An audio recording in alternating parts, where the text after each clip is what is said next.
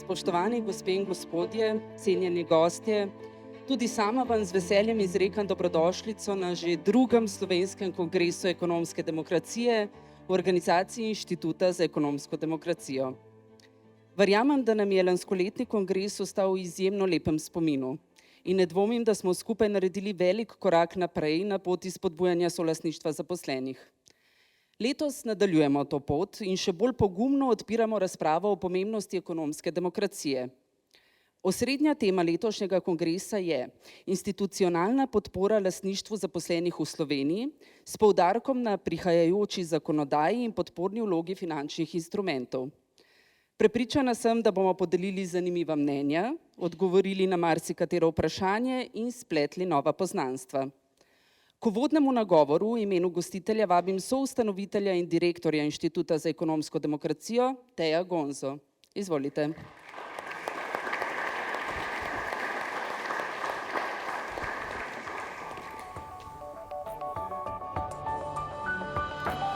Pred nami je drugi največji prenos premoženja v zgodovini samostojne Slovenije.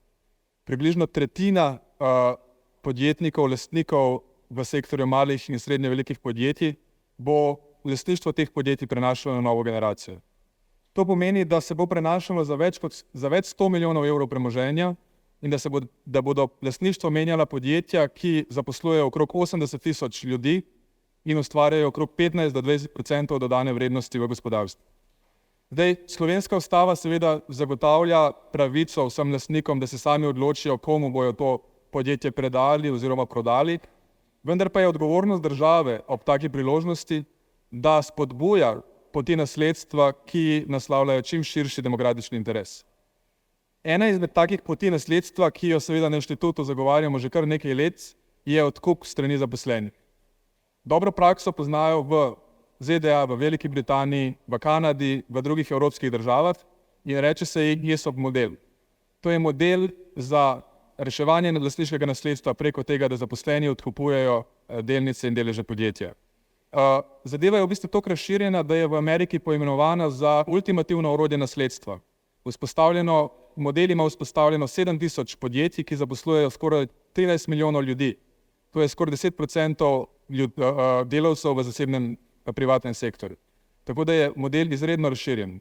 V Veliki Britaniji so ta model vzpostavili leta 2014 in od takrat je v roke 200 tisoč zaposlenih prešlo okrog 1500 podjetij. V zadnjih 6 letih, odkar obstaja Inštitut, poskušamo to dobro prakso prenesti v Slovenijo. V fazi pilotne implementacije modela smo slovenski ESOP, kot ga poimenujemo, implementirali v več slovenskih podjetjih.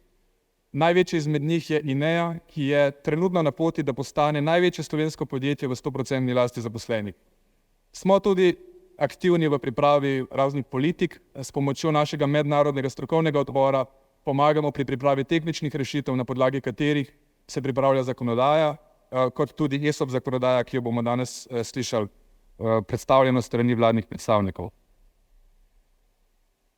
Od zadnjega kongresa je bil model predstavljen na več kot 20 dogodkih po celem svetu, po svetih, kongresih in tako naprej. Slovenski ESOP na nek način Slovenijo ponovno umešča v mednarodni zemljevid lastništva zaposlenih. Zdaj, vprašanje je, zakaj je zadeva tako popularna. Nedavno smo bili na univerzi v Oxfordu, kjer smo predstavljali neke inovacije slovenskega ESOP-a, kjer se je predstavljalo tudi 25 delegacij iz celega sveta. Podobnih iniciativ, ki poskušajo vzpostaviti lastništvo zaposlenih kot ekonomsko politiko. Zakaj se to dogaja? Odgovor je, da se je izkazalo preko prakse sodobnega lastništva zaposlenih, da je to lahko izredno učinkovit in dober odgovor na številne izzive današnjega časa. Naslovi lahko problem politične razdeljenosti.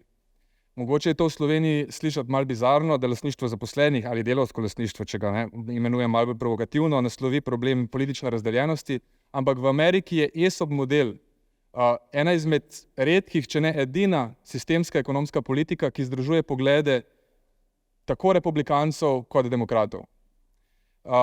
Hkrati je lastništvo zaposlenih lahko izredno dober odgovor na gospodarske izzive. V Sloveniji veliko govorimo o tem, da je treba dvigati dodano vrednost. Lastništvo zaposlenih je lahko odlična strategija za dviganje dodane vrednosti v gospodarstvu, brez da posegamo v socialno državo. Naprimer, raziskave kažejo, da imajo podjetja v lasti zaposlenih dvakrat hitrejšo rast dodane vrednosti od primerljivih podjetij. In nazadnje, in ne nazadnje, tudi zelo pomembno, lastništvo zaposlenih je lahko izredno dober odgovor na družbene in socialne probleme, s katerimi se soočamo. Lastništvo zaposlenih na nek način pomeni prerazporejanje virov premoženja in dohodka v gospodarstvu. In na ta način lahko nasloviš problem ekonomske negotovosti, prekarnosti in premoženjske neenakosti, ki je tudi v Sloveniji, ki je dohodkovno izredno egalitarna država, še vedno zelo pomemben in problematičen izziv. Glede na izkušnje v tujini je jasno, da edini način, kako lastništvo zaposlenih razširiti v gospodarstvu, edini način je, da za njim stoji politika in institucionalni deležniki. Pomembna je vloga države, ki mora zagotoviti regulatorni okvir in spodbude za lastnike, ki bi se šli lastništvo zaposlenih. Hkrati je pa izredno pomembno, da finančne institucije zagotovijo inštrumente, ki bi olajšali odkupe strani zaposlenih in tudi vzdrževanje lastništva zaposlenih. V tem kontekstu seveda odpiramo današnja dva panela. Na prvem panelu bomo imeli vladne predstavnike dveh ministrstev, ki bosta povedala o zakonodajnih pobudah, ki se pripravljajo na teh ministrstvih. Na drugem panelu pa bomo odprli pogovor o tem, kako lahko finančne institucije na evropskem, nacionalnem in komercialnem nivoju zagotovijo različna orodja za spodbujanje lastništva zaposlenih. Če zaključim, mislim, da je v krizi nasledstva, ki nas postavlja pred ta res ogromen prenos premoženja, redka priložnost, da s strateško ekonomsko politiko na eni strani okrepimo slovensko gospodarstvo in na drugi strani spodbudimo lastniške strukture, ki so odgovorne do zaposlenih, do lokalnih skupnosti in do družbe. Hvala, da ste prišli. Zahvalil bi se vsem, ki poslušate z odprto glavo. Zahvalil bi se vsem, ki se boste udeležili pogovorov na panelih. Predvsem pa se bi zahvalil ekipi Inštituta, ki navkljub izzivom in preprekam vztraja s tem, da je v Inštitut. Tako da najlepša hvala in uživajte v pogovorih večera.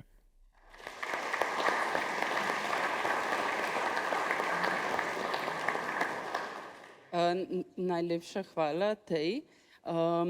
Prosili so me, da pojasnim, da ne boste mislili, da je nekdo v dvorani, ki nevljudno klepeta medtem, ko imamo program, da gre seveda za našega tolmača, ki tolmači v angleški jezik. Tako da ne gledajmo ga grdo, razumemo in se mu zahvalimo za to, da tolmači. Zdaj pa mi je v veliko čast in veselje, da lahko k besedi povabim JACKA Moriartyja, izvršnega direktorja v Lafayette Square Foundation, ki se že vrsto let ukvarja s podpornimi politikami lastništva zaposlenih na najvišjem nivoju. Yes, thank you.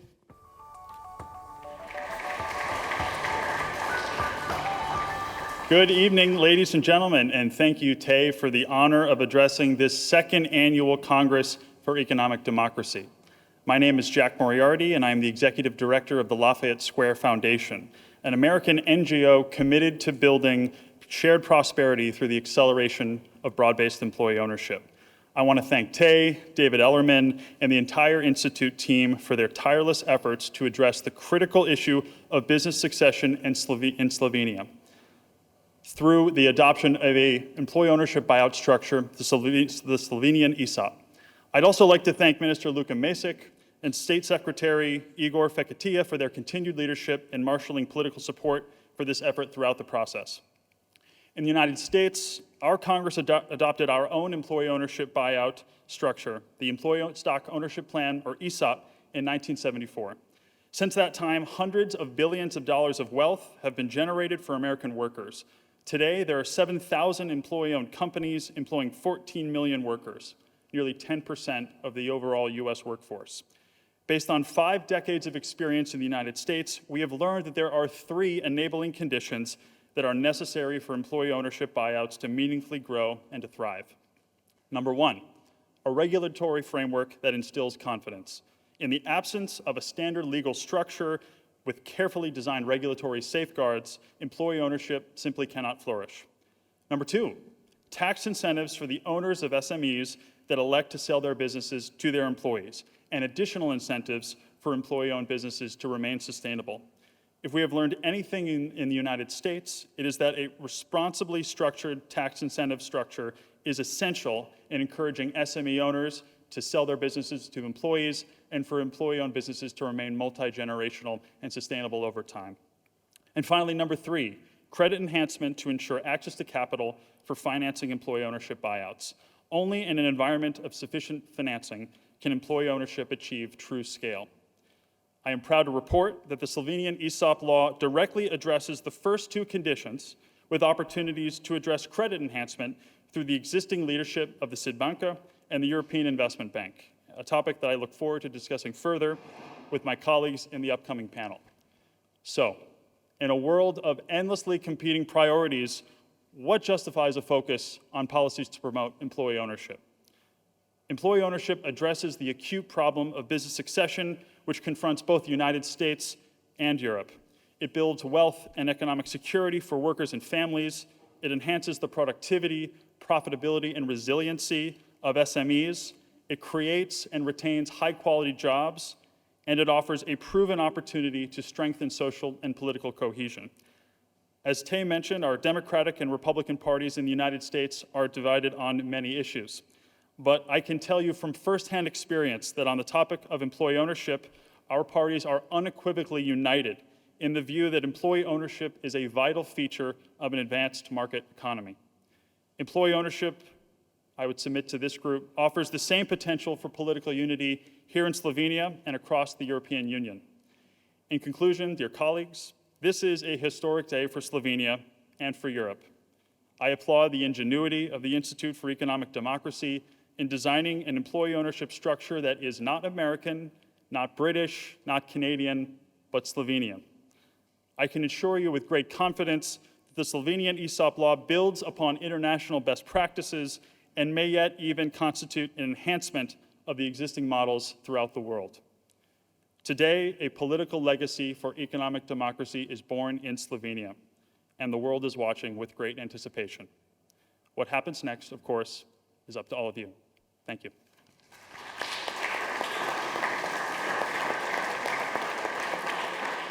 Najlepša hvala, gospod Moriarty. Sledi prvi panel večera. Znana misel pravi, da mora država delovati kot rahel dež, ki napaja semena inovacij ljudi in omogoča družbenemu vrtu, da se razcveti. Vsi se zelo dobro zavedamo, da je podpora države ključnega pomena tudi za razvoj lastništva zaposlenih, saj zagotavlja potrebno pravno, finančno in informacijsko infrastrukturo za spodbujanje različnih družbeno odgovornih modelov in zagotavljanje zaščite interesov zaposlenih in širšega gospodarstva.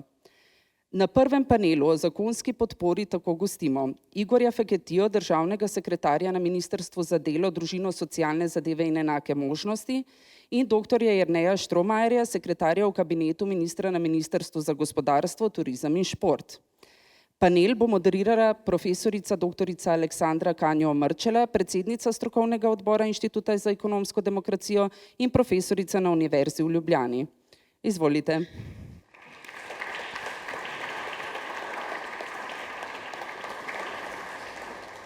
Meni se je zelo mudilo prej, ker čim prej hočem slišati moja dva sogovornika. Dober večer, res je dober večer, dober dan in dober trenutek v zgodovini. Ker smo, kot smo slišali, lastništvo zaposlenih je nekaj, kar mnogi v mnogih delih sveta spodbujajo že zelo dolgo časa. Nekateri, ki ga spodbujamo dolgo časa, smo nezadovoljni, da ga ni več. Tisti, kateri se ga bojijo iz nerazumljivih razlogov, se bojijo, ko ga omenjamo in se bojijo kakšne hude revolucije. Smo pa v trenutku, ko ne samo, da smo pred veliko zgodovinsko lastniško spremembo, tako v Ameriki kot pri nas, ampak smo tudi v enem trenutku, ko iščemo ne alternativo kapitalističnem načinu gospodarjenja, ampak boljše načine, kako urediti ta kapitalizem. Torej, zdaj 30-letna naša izkušnja kaže na mnoge dobre lastnosti novega sistema gospodarskega in tudi nekatere številne slabe lastnosti tega sistema. In zaradi tega je potrebno na osnovi, zelo hvaležna sem, da je bilo izpostavljeno naša izkušnja, slovensko znanje in sodelovanje z mednarodno pametjo in ta naša specifičnost, katera nam bo dovolila v trenutku, ko smo dobili pogumno politično voljo za to, da se stvari spremenijo za boljše, ne samo za delavce, ampak za podjetje in za tiste, ki ustvarjajo dobičke v naših podjetjih in za naše gospodarstvo.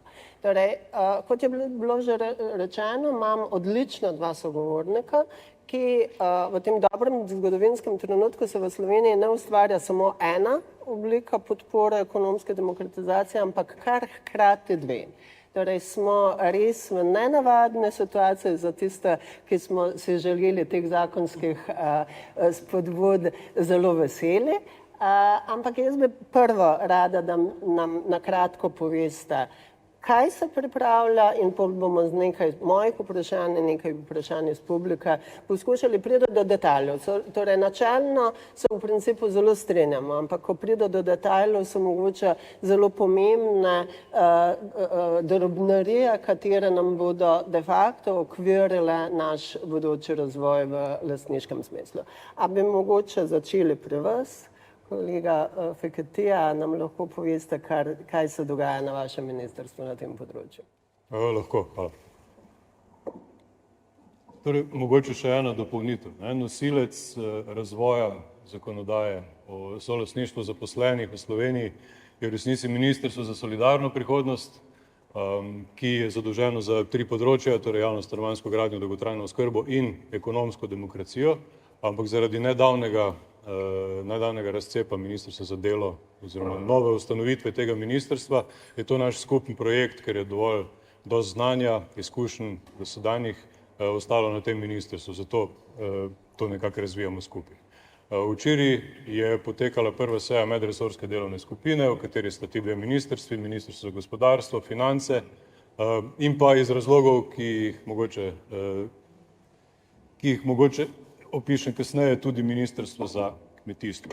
Torej, pripravlja se zakon, ki bo določil zakonodajni okvir, strukturo in po možnosti, torej to je še predmet pogajanj, ampak brez tega praktično zakona ni, davčno podporo za solastništvo zaposlenih. Mogoče najpomembnejši vidik tega modela je, da mora solastništvo zaposlenih biti posredno, kar omogoča, da so zaposleni solastniki podjetja samo dokler so dejansko zaposleni v podjetju. Izkušnje naših podjetij in tudi podjetij iz tujine kažejo, da oblike neposrednega lastništva, ko so zaposleni lastniki bodisi poslovnih deležev, bodisi delnic, odvisno od oblike podjetja, niso vzdržna na dolgi rok, predvsem zato, ker se zaposlenim njihovi interesi drastično spremenijo, ko zapustijo podjetje in odidejo bodisi k drugemu delodajalcu, bodisi v pokoj. Če so kot zaposleni bolj zainteresirani za samo rast in razvoj podjetja, bolj predani, imajo večjo stopnjo lojalnosti do tega podjetja, vidimo nižje stopnje fluktuacije zaposlenosti, produktivnost teh podjetij je višja in tako naprej, bolj so zainteresirani za reinvestiranje dobička v nadaljnji razvoj. V trenutku, ko zapustijo podjetje, se njihov nabor interesov precej spremeni, bolj jih zanima pač rast vrednosti njihovega deleža in mogoče dividende oziroma neki donosi. Zato bi želeli, da je to lastništvo omejeno na zaposlene. Posledično bo to lastništvo potekalo oziroma bo imelo formo preko posebnega special purpose vehicle, torej posebne entitete ustanovljene v ta namen. In glede na naš zakonodajni okvir je najprimernejša oblika za to zadruga. iz čisto praktičnih razlogov.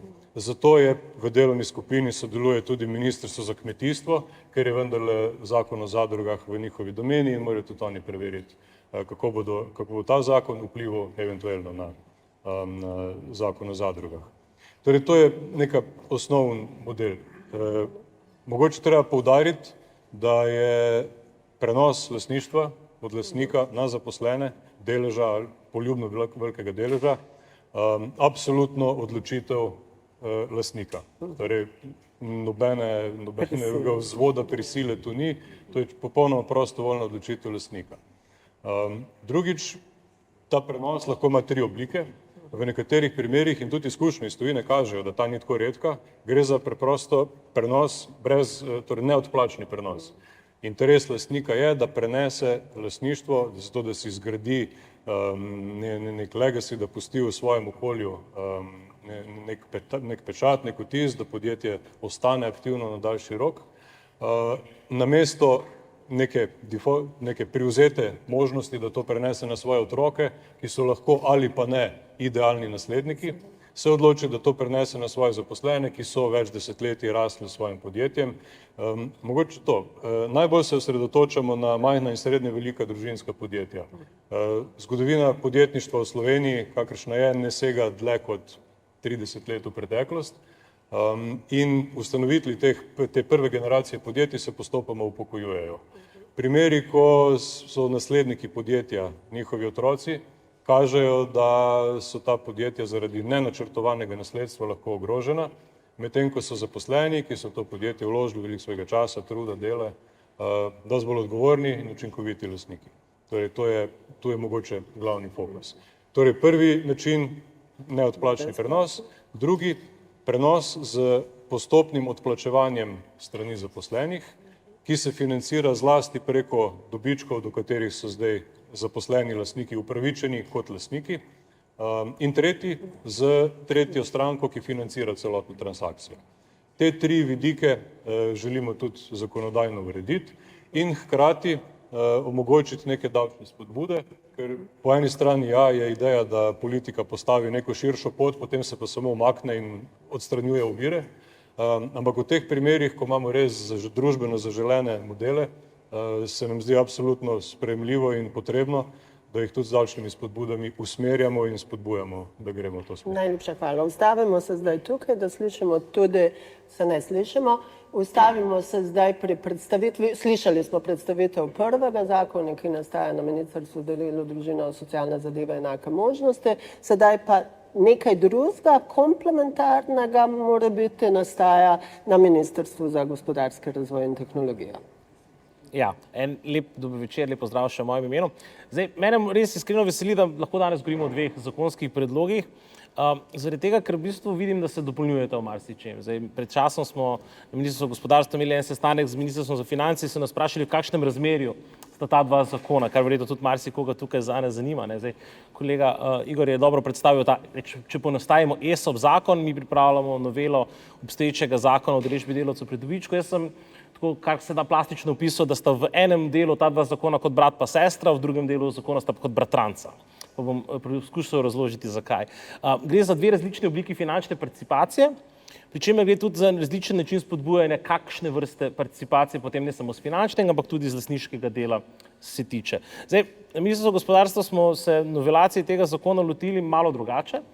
In sicer smo se najprej začeli pogovarjati z deležniki.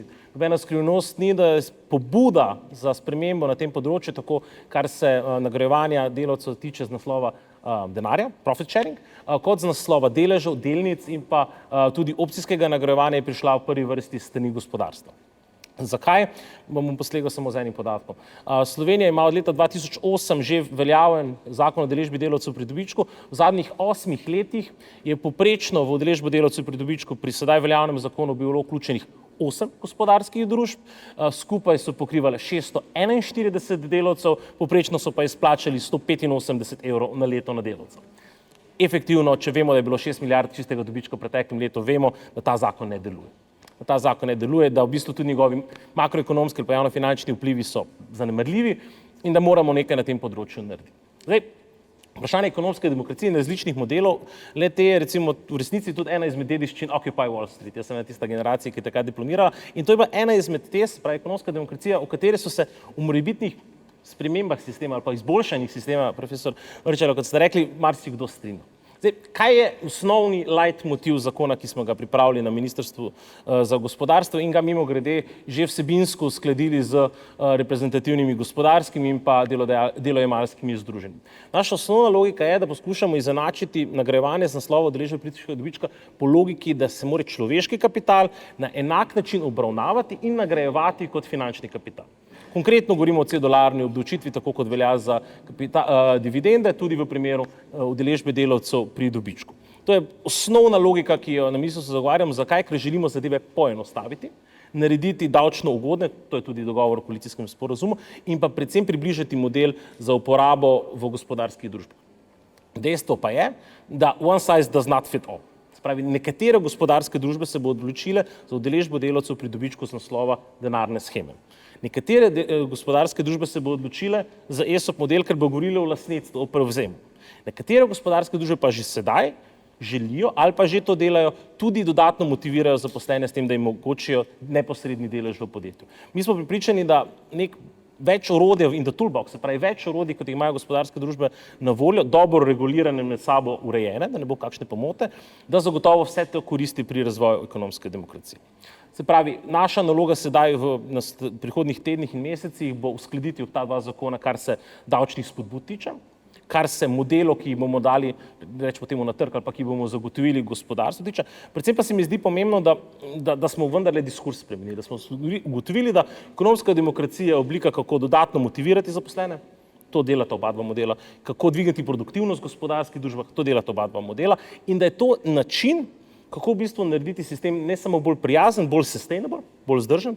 Vse izkušnje iz tujine kažejo, da tako udeležba delavcev pri dobičku, ESOP, kot v končni fazi tudi delavsko zadružništvo, če smemo omeniti, čeprav tega zakona trenutno nimamo na mizi, da to izboljšuje robustnost gospodarskih sistemov, ki pa vidimo od pandemije do vseh ostalih zadev je tako ali drugače pogosto na prepihu. Bi pa mogoče čisto češnjamica na torti. Zdaj, prej je bilo rečeno, da se republikanci in demokrati glede ESOP-ov strinjajo. Jaz bi si upal trditi, da bi se tudi slovenska politika, vse od Janeza Evangelista Kreka, pa od Edvarda Kardelja, če se malo pošalim, morala strinjati glede delavskega upravljanja ali pa soupravljanja podjetij in ekonomske demokracije kot takšne. Seveda znotraj sistema, kot ga imamo in kot ga poznamo v Evropski uniji.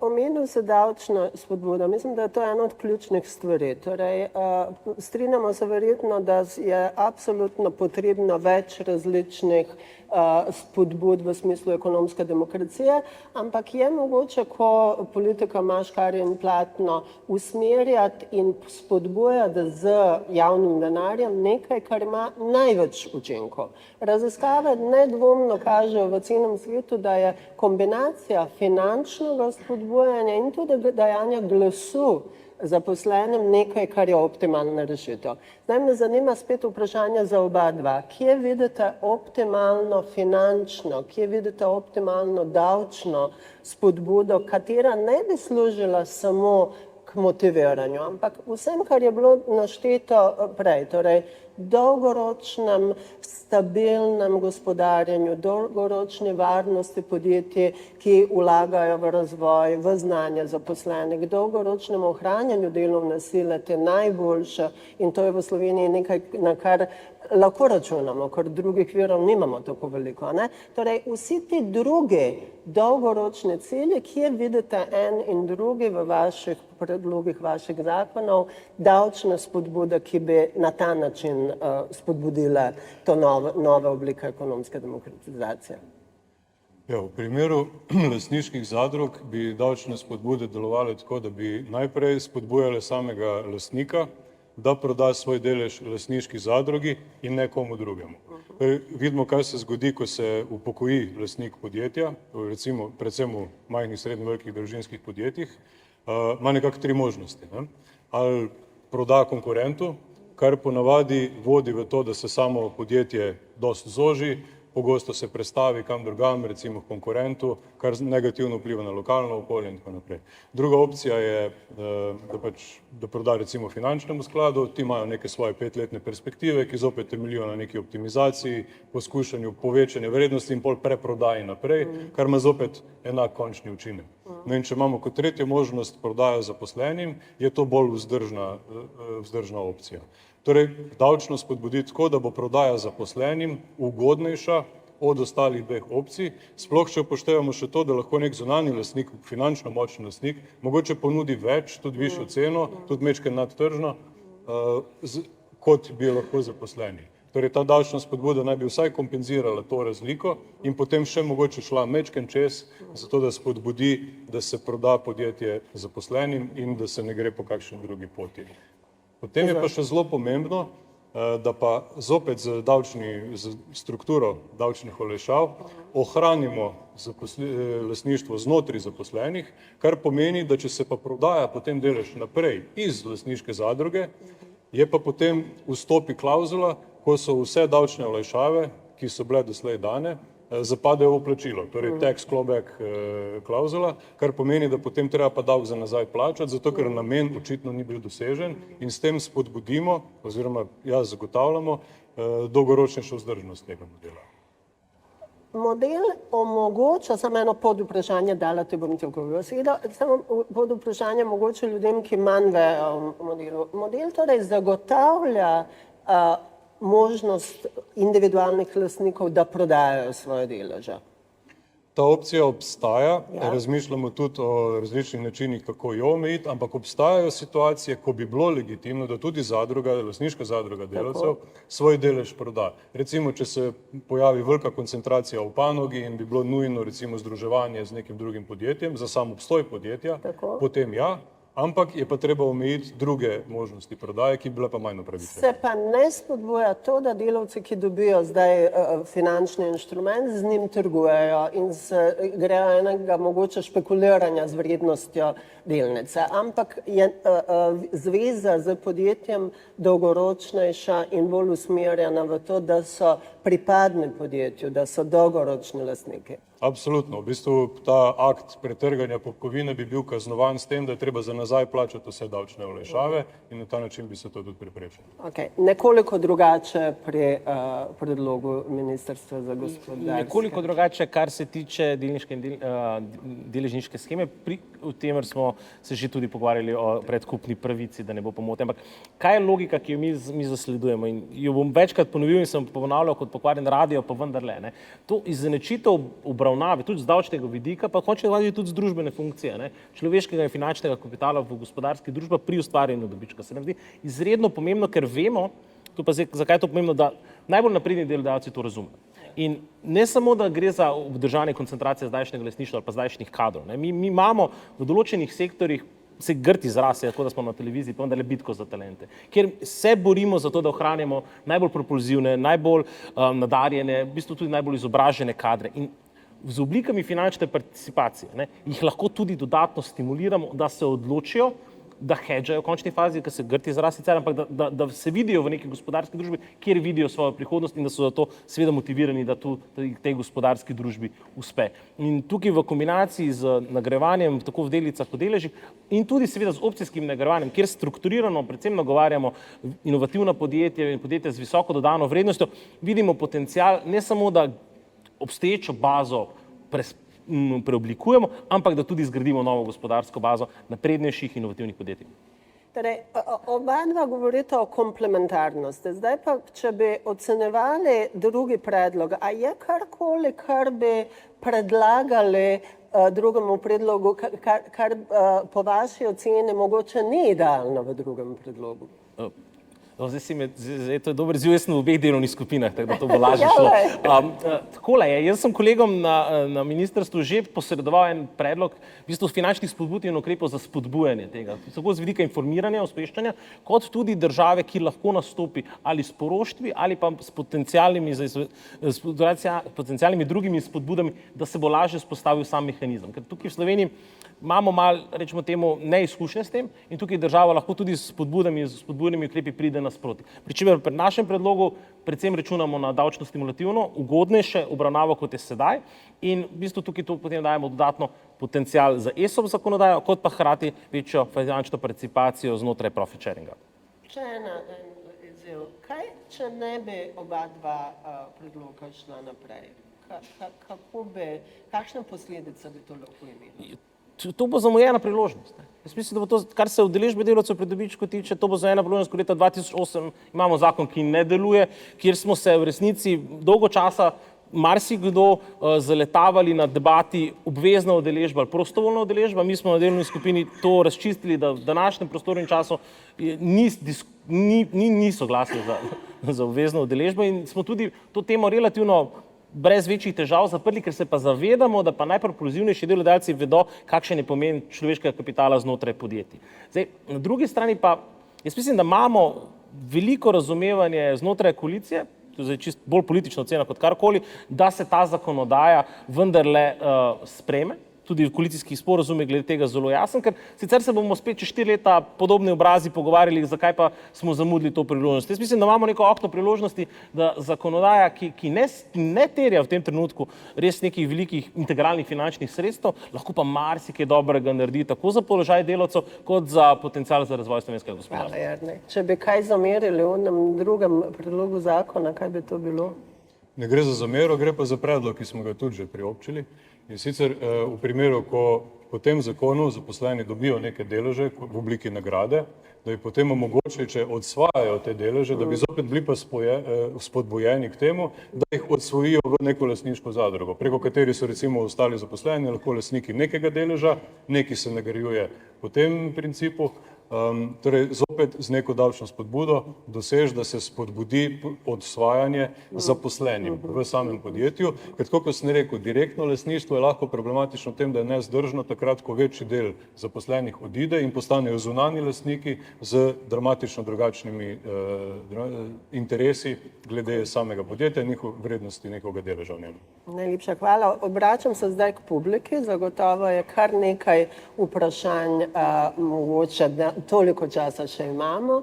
Ali bi kdo rad, tako priložnost nimamo zelo pogosto, da imamo zakonodajalce pripravljene dajati odgovore. Ali se želite kaj v novih predlogih, zakonskih rešitvah? Ja?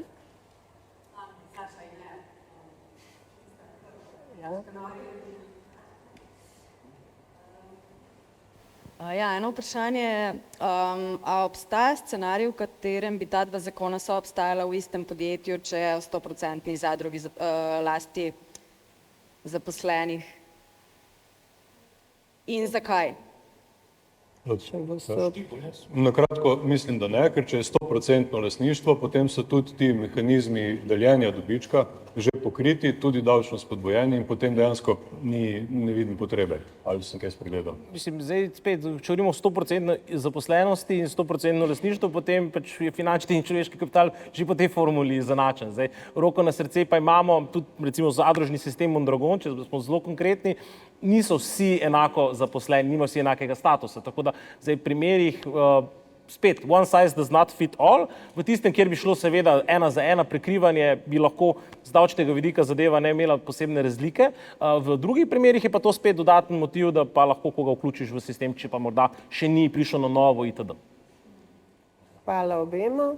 Ne vidim rok, ne bom vas spodbujala, ker nas čaka še cel večer skupaj in bomo nadaljevali v neformalnem pogovoru. Najlepša hvala obema, veliko sreče v medresorskem pogajanju, usklajevanju in želimo si najboljša dva usklajena in komplementarna zakonska predloga v Sloveniji. Hvala. Hvala.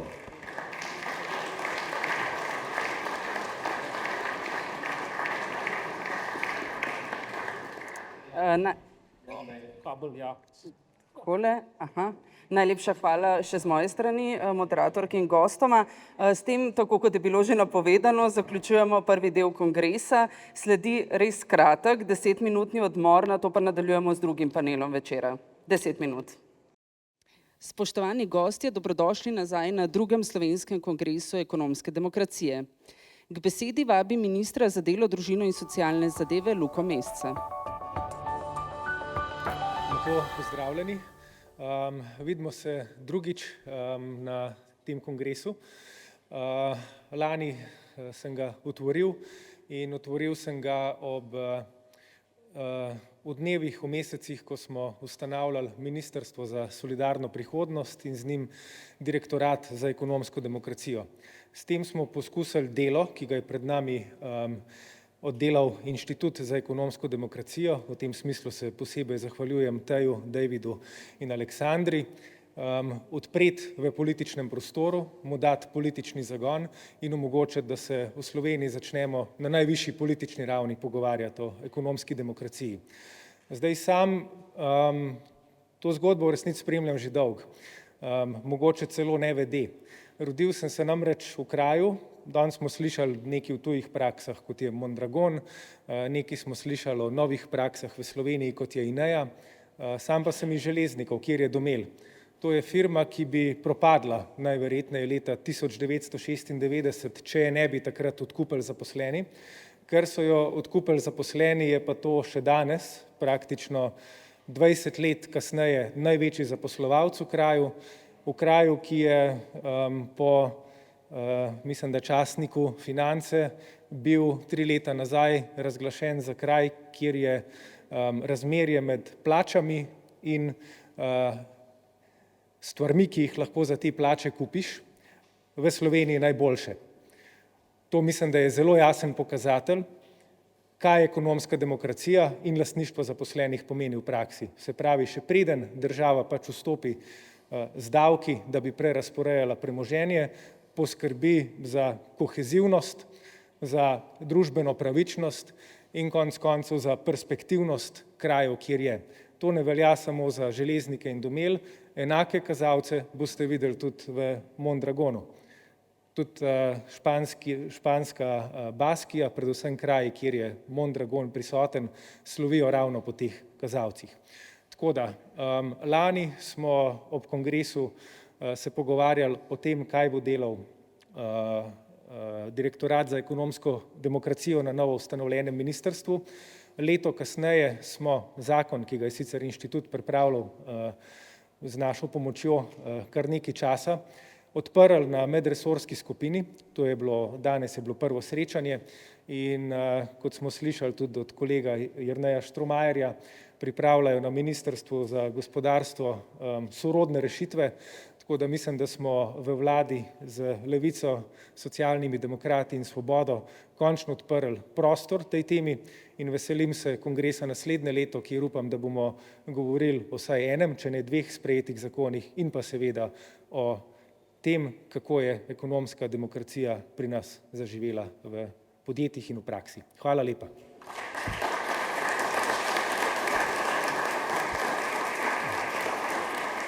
Najlepša hvala.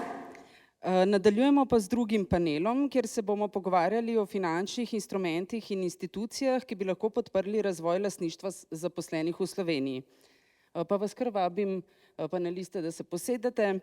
Naši gostje so Jack Moriarty, izvršni direktor v Lafayette Square Foundation, Jure Kvaternik, predsednik uprave Deželne banke Slovenija, dr. Peter Groznik, direktor skupine MSI in partner Not Grant Consulting, Borut Jamnik, predsednik uprave SID banke. Nadaljavo pa se nam je pridružila tudi Meglena Dobreva iz Evropske investicijske banke. Panel bo moderiral Andraž Grahek, direktor in partner v Capital Genetics. Izvolite. Najlepša hvala. Najprej bi vse lepo pozdravil v mojem imenu, v imenu organizatorjev, pa v imenu še vseh teh, ki so danes z mano. Zato, ker imamo nekaj tudi udeležencev, ki niso slovensko govoreči, bomo imeli panel v angleščini, vsi se bomo potrudili se internacionalizirati do čim največje mere. Če pa mogoče bomo kaj želeli povedati, pa lahko tudi mogoče bolj kompleksne stvari, tudi kaj po slovensko, če bomo o nekih detaljih debatirali. Tako da to bi bil predlog. Thank you. Will be your host for this evening, at least for an hour or something like that, So we will be discussing, how the employee share ownership and participation at the end of the time could look in practice. So we have some participants here on our panel, which I would say reflects the stakeholders of the capital markets quite well. So let me just start a bit. So in the first part, both the ministries presented two proposals that will sort of provide the framework for any potential financing or transactions related to these laws that are going to be passed, hopefully. So let me address the first question to Miglena Dobreva. So Miglena, can you hear us? This is a bit like Eurovision, I think, right now.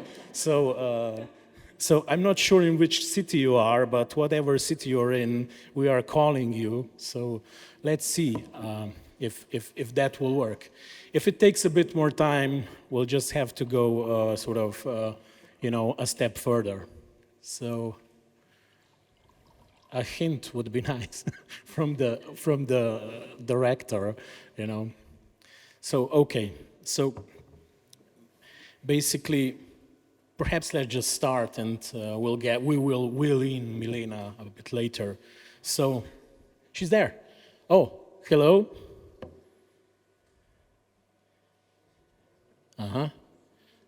We can see you. Okay. Okay. That's the beauty of live events, you talk in English and it comes out Slovene, So I'm not sure how that happened, but it's fine. But let's try and fix this. So we need to send the right input, But okay, let's wait for 5-10 seconds. But if that doesn't work, okay, let's just start. And please, somebody, can you give me a hint that it works? Because I won't be able to have my eyeballs on the sort of projector all the time, But Mr. Jamnik, I will start with you because you're the nearest to me, So one question, we talked a lot about potential transactions, that would support idle employee share ownership plans or other transactions.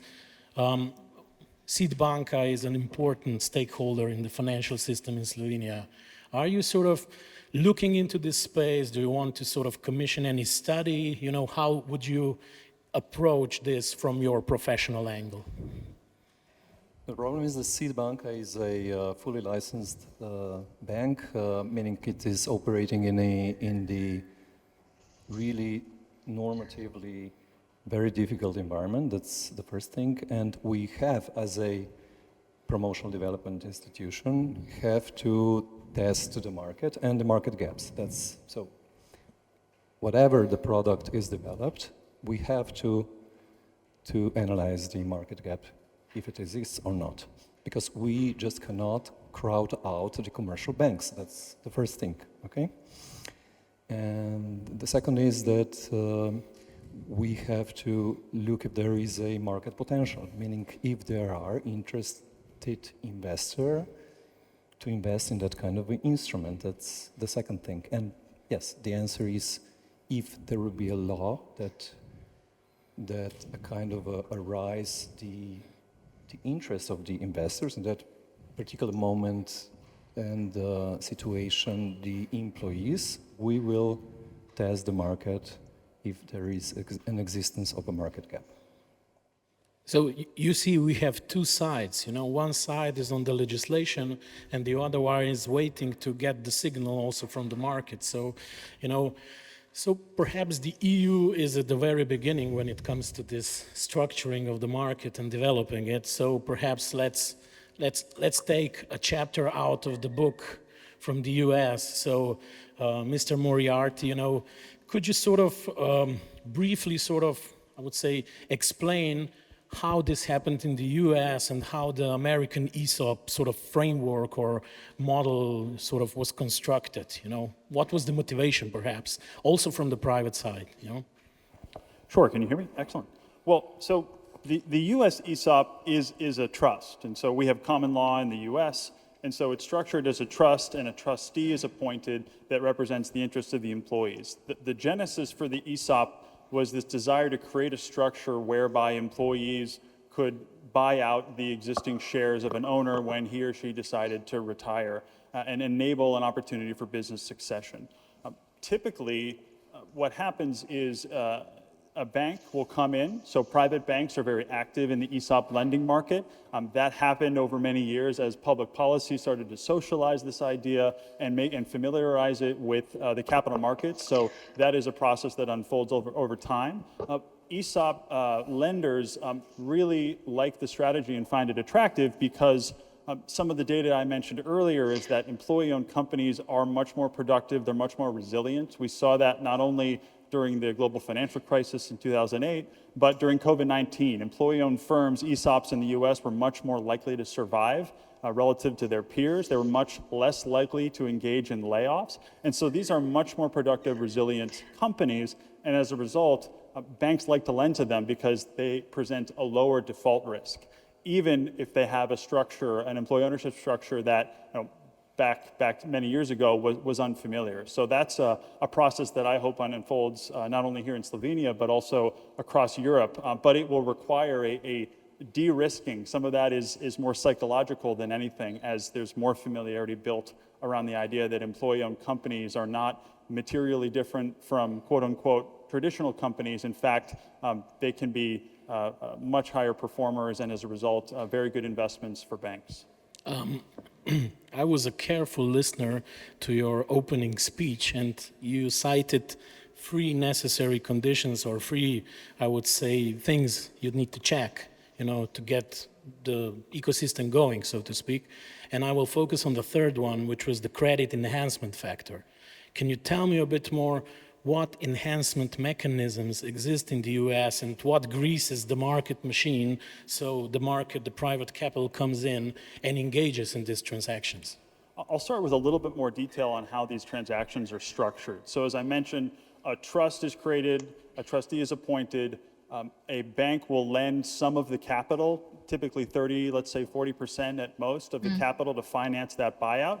And typically, the selling owner, the seller of that business, is taking back a subordinated seller's note, we call it in the US, that's subordinated in the capital structure, and it's paid out very gradually over time. And so you can think about this almost like a home mortgage, whereby there is acquisition debt used to acquire an asset, and the company pays back through its free cash flow over time, amortizes the debt, pays back that loan. And in the US, as that happens, stock is allocated to employees proportionately. When employees leave the company, and this is a quirk and unique to the US, they are bought out. And that happens at the point where companies, or employees rather, are exiting their businesses. How did development finance address this issue? There's really been 2 strategies that we've seen in the US. The first is guaranteeing individual loans, loan guarantees from our Small Business Administration, which is the US National Development Bank. Sorry, let me stop you. Let's go a bit slower. So basically you're talking about a guarantee to a private investor or a fund or a bank financing the transaction, So we have the private part, but they don't want to come in because there may be a gap. We were talking about gaps, and in the US, there is, I guess, some gap. So basically, so we're at this point. So I'm a banker. I want to finance this. It looks fine, but we need some extra enhancement. So can we sort of go from here? Yeah. Absolutely. So to put in a little bit more detail, there is a program already at the Small Business Administration that is premised on the idea that private banks will receive loan guarantees, not quite 100% of the loan, but close. Let's call it 85%.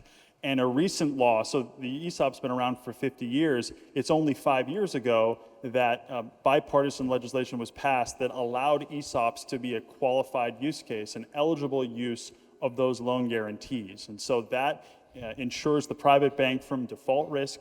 It addresses, I think, or some of the concerns you raised around, are we crowding out private capital? In the case of ESOP lending in the US, the answer has been no, and that's been a very effective public-private partnership to de-risk some of these transactions and make it more financially viable for owners to sell to an ESOP. Thank you. So let's try again. So this is Ljubljana calling, Miglina. Can you hear us now? Hello and good evening to everyone. Hello. So hopefully you can hear me well. And, basically, Jack was just explaining, how the credit enhancements and guarantees work in the US, if there is, of course, a precedent of a private sector that is interested to answer this and enter into this transaction. So I will sort of ask you a bit, so you saw a bit of the presentation or were able to read about the two sort of acts that are being drafted in Slovenia, So how do you see the role of the EIB here, in this sort of, at this stage of early development, where would EIB fit in and what role could it play, if this is sort of put through the parliament and, we start to think about putting it into life?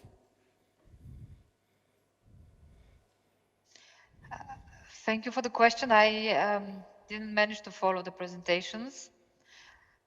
And it's a very difficult question because when we speak about the ESOPs and the workers' buyout as a concept,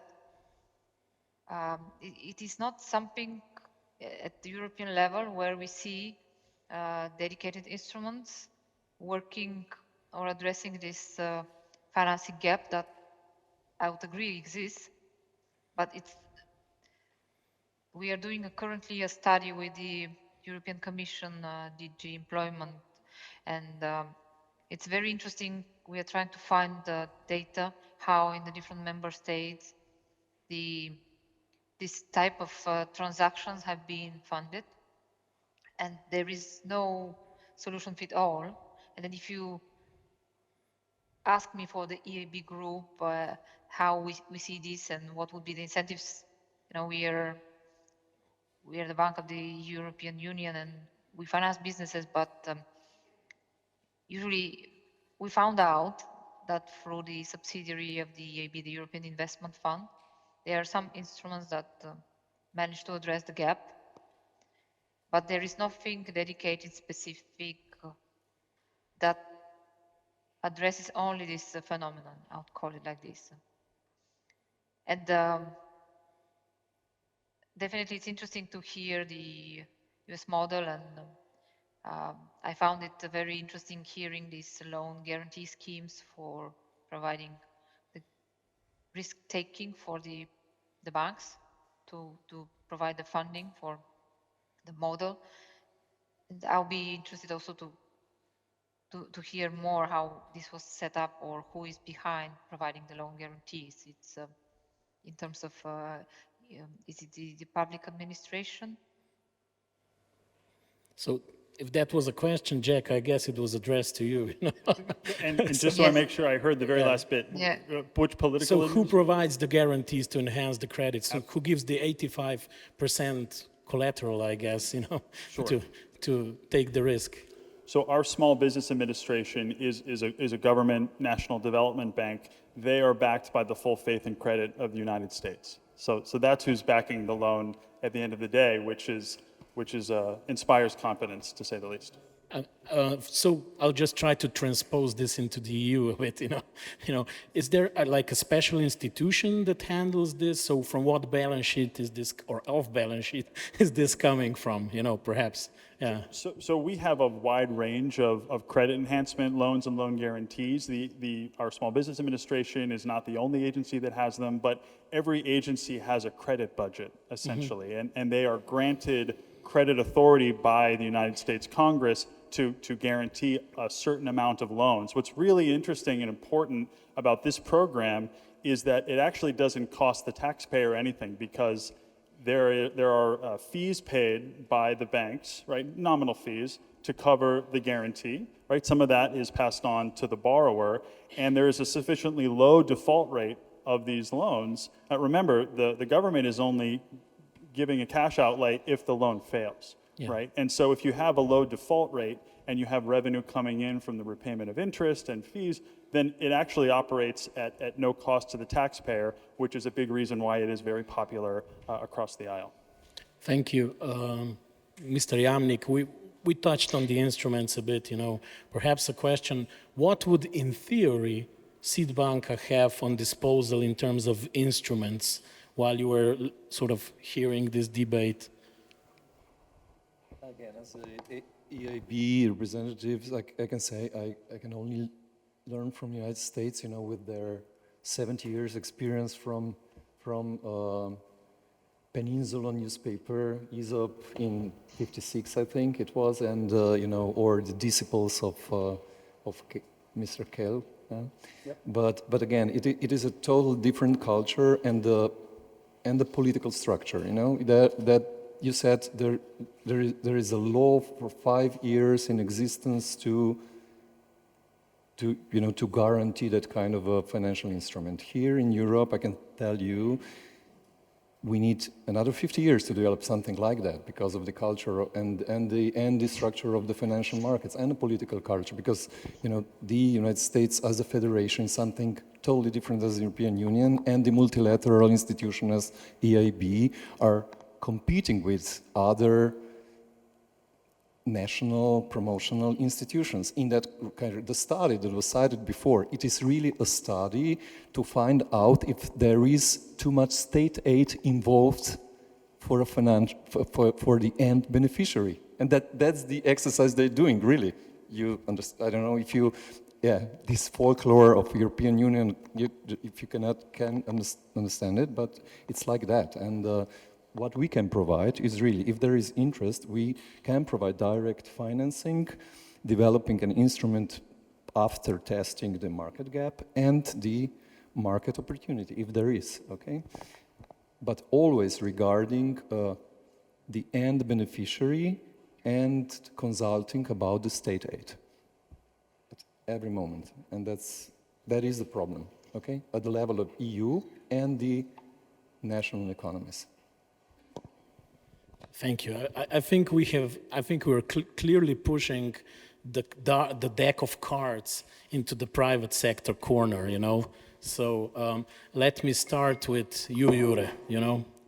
So, I mean, a lot of people say, you know, that probably at this point in time, the banks are the most liquid, the most capitalized, the most profitable, and in the best shape to take on risks, you know.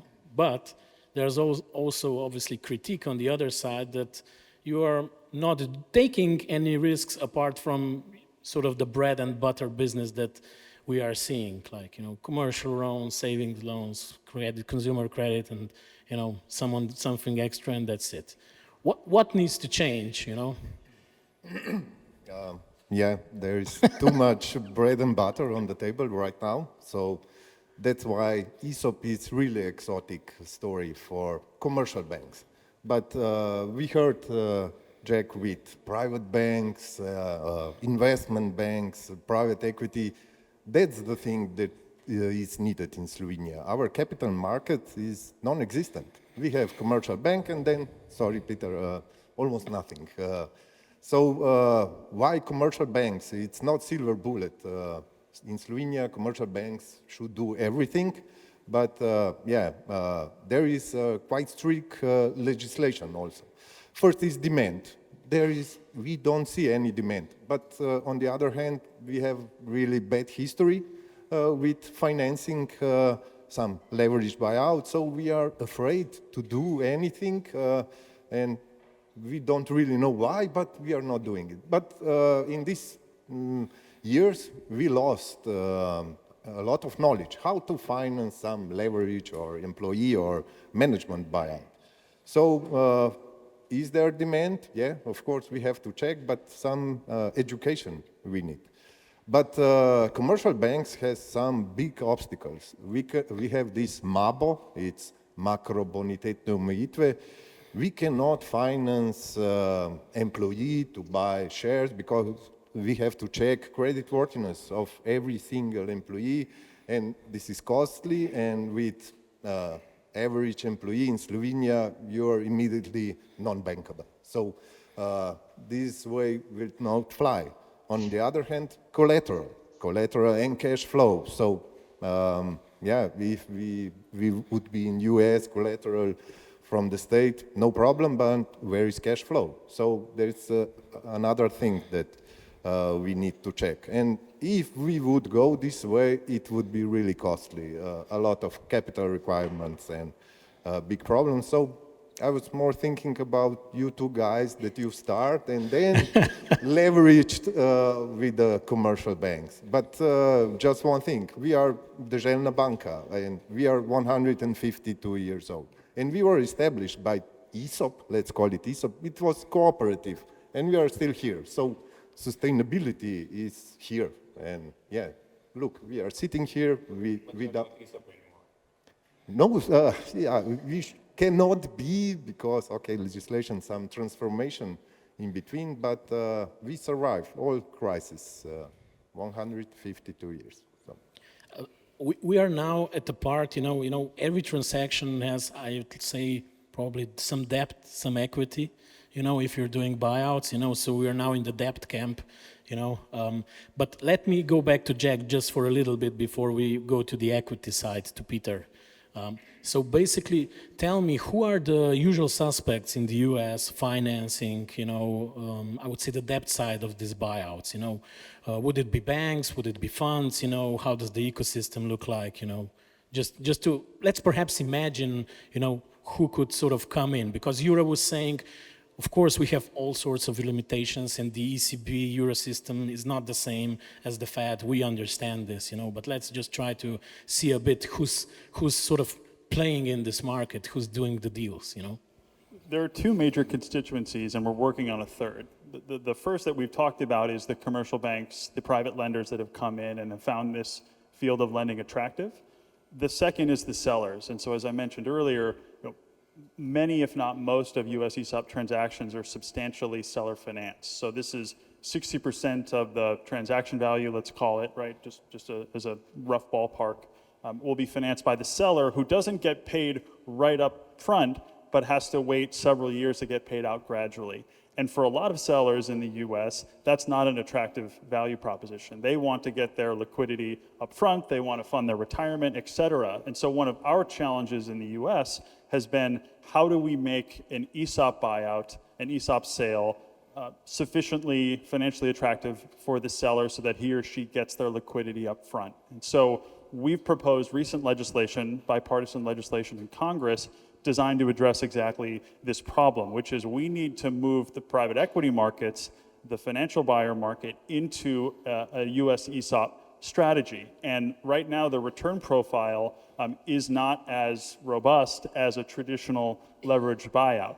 But the outcomes for workers are much more compelling, the outcomes for local jobs, for wealth creation. And so the whole idea of the policy is increase the return profile for investors to finance, below the commercial banks to finance these transactions, which in turn can enable sellers to get more of their money and their liquidity up front. Yeah, thanks. Jure, anything to add, perhaps? Great capital market, that's what we can say. Yeah. So we are actually missing somebody at this table, which would be an owner having 100% stake, sort of wanting to buy, I don't know, a new house at the sea and drink cocktails and doesn't want to wait 30 years, for him to pay down for that house. This is joking a bit, but it's not so far away. So I'll challenge you a bit, Jure. What if he sort of says, okay, I'm going to do this like 5 years and then we'll try to refinance with a bank, so the leverage comes down a bit perhaps. Would this work? Yeah, this would work. This seller credit is something that we have to not challenge, that first we have to talk with the seller. It's his, he wants to do this way. But then on the other hand, this is an instrument at the end of the day that we can put like a bond instrument and he will get some interest or we can pay him he immediately. Could be in theory subordinated, right? Yeah, but you are going the way to some alternative funds that is just closing this gap. They will get the money soon, but again, we need some financing. It's simple. So we put some razzle dazzle on it, some enhancement, and it may work in 5 years or whatever. I'm joking now a bit, but let's be serious also about this. So I'm now moving to the equity side. So Peter, we know each other a long time. You were my mentor at the university, so I was writing the diploma. So he had to bear with me. Basically, I think it's already working, hopefully. So MScene has a long track record, especially making controlled investments, buying small and mid-sized enterprises, you know, and also keeping them for quite some time. It's not like you have a 5-6 period, you know, year period. It's sort of like the usual cycle, you know. As you were listening to this, you know, would you see sort of, first of all, perhaps what size of companies would you be looking at? Because we need to establish a bit the perimeter where you are sort of looking at, you know?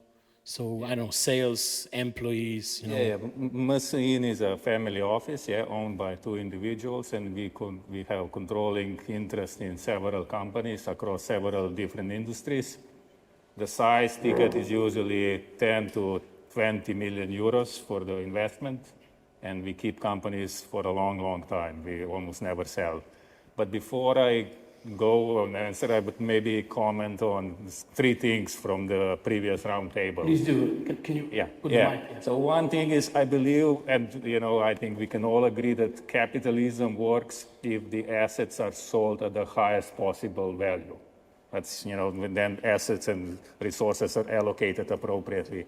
So one comment that I heard from Mr. Feketija, that ESOP should be preferentially treated with some tax incentives, I think it's dangerous.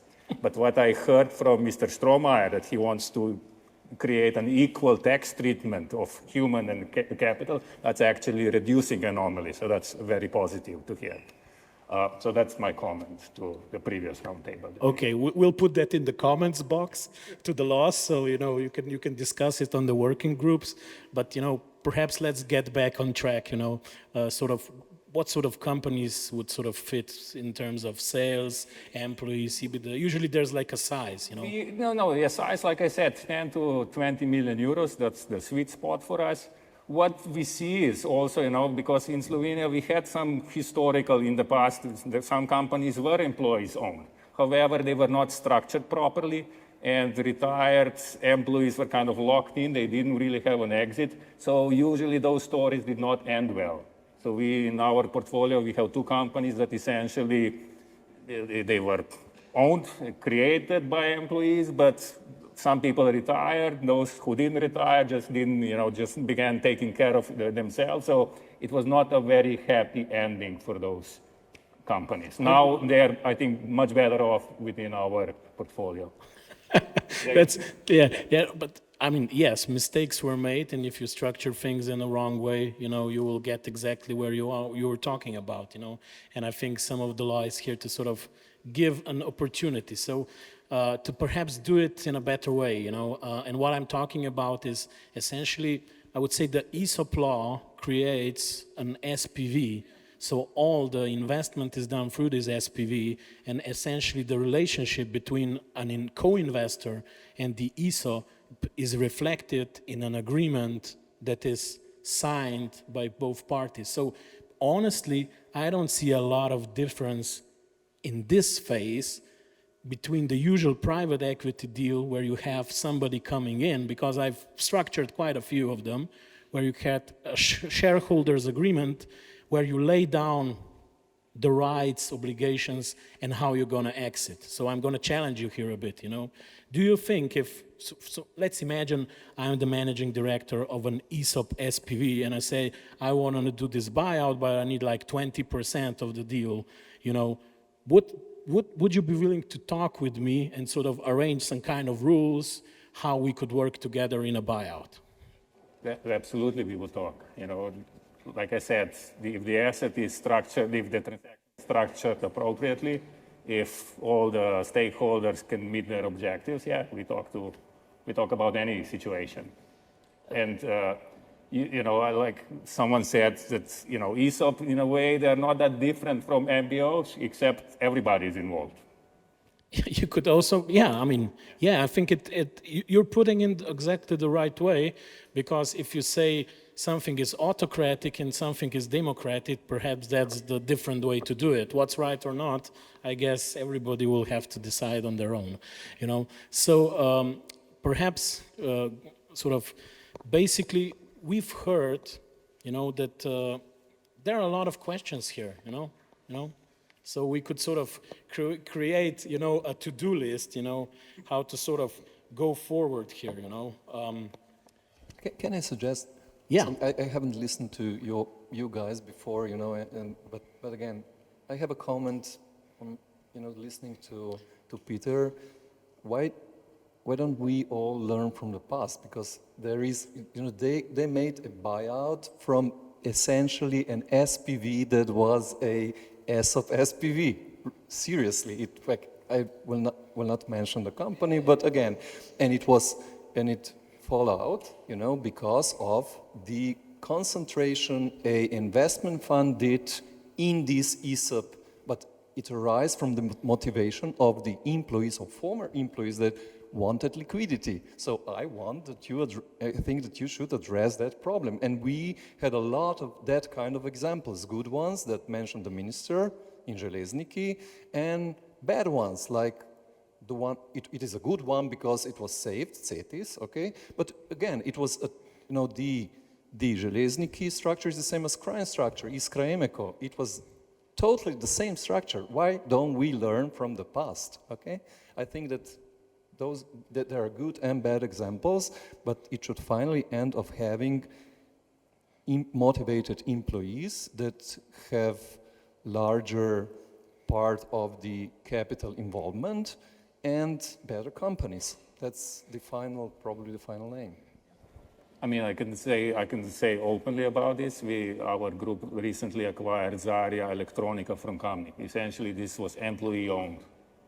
The retired people were unhappy because employees were concerned only about their salaries.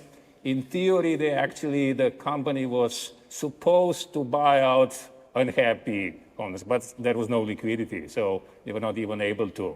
So I think we came in and essentially rescued the company. Yeah, I mean, at this point in time, these are very interesting questions, and I think we absolutely need to learn from the past practice and say, what are we putting into the law that sort of perhaps gives more... And the overseas good practices. Yeah. So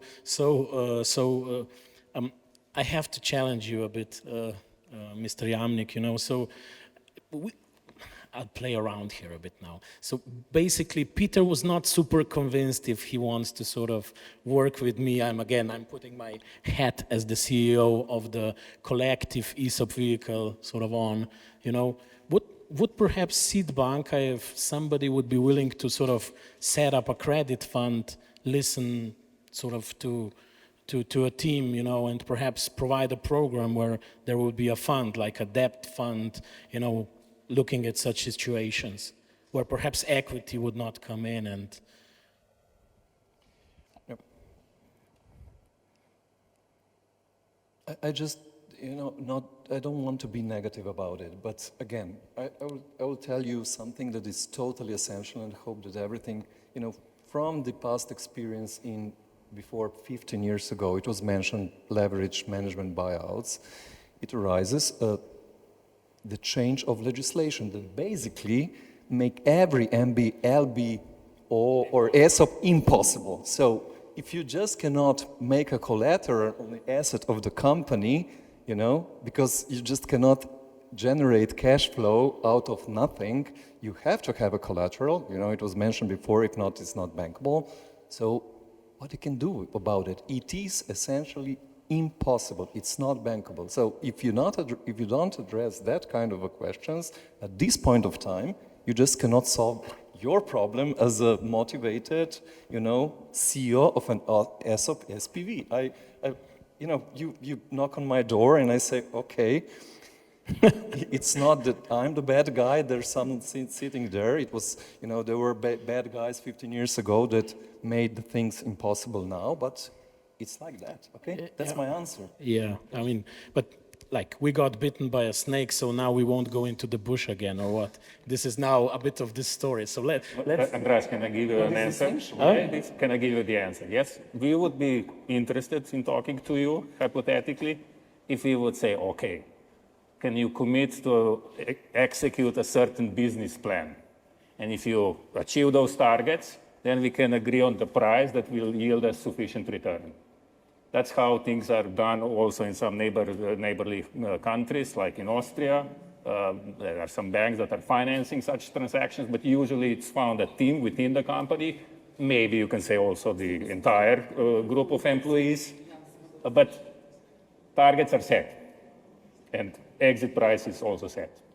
So, Jack, do you want to sort of I'll just wheel in? jump in briefly to say that the profile of a business that transitions to an ESOP in the United States is the exact same profile of a business that would sell to an LBO, a leveraged buyout, or a management buyout, right? These are mature businesses. They have steady cash flows. They have customer diversification. They have strong succession plans in place. These are the kinds of businesses that are attractive to any financial buyer. And I think what the opportunity is with the ESOP, certainly in the US and also with the proposed legislation in Slovenia, is to provide a structure whereby that kind of financing can be executed for the same kind of profile companies, right? And you may even have investors, right, family offices and others that would typically be financing a traditional strategy, a leveraged buyout, that may look at an ESOP, and if the incentives are compelling enough to say, this meets our credit criteria, right? This is an investment we feel confident in. I think that it's important to remember that we're talking about these aren't startup businesses. These are retiring business owners that have built legacy businesses, and it's a succession plan, and that's a much safer risk profile for a buyout than other early stage businesses. So I think we raised the really critical, I would say, factors here, and especially what Borut and Peter were saying. I think this is something that's also blocking us today. Either it is collateral, so there are obvious limitations, differences. I won't go into that because it's too complex.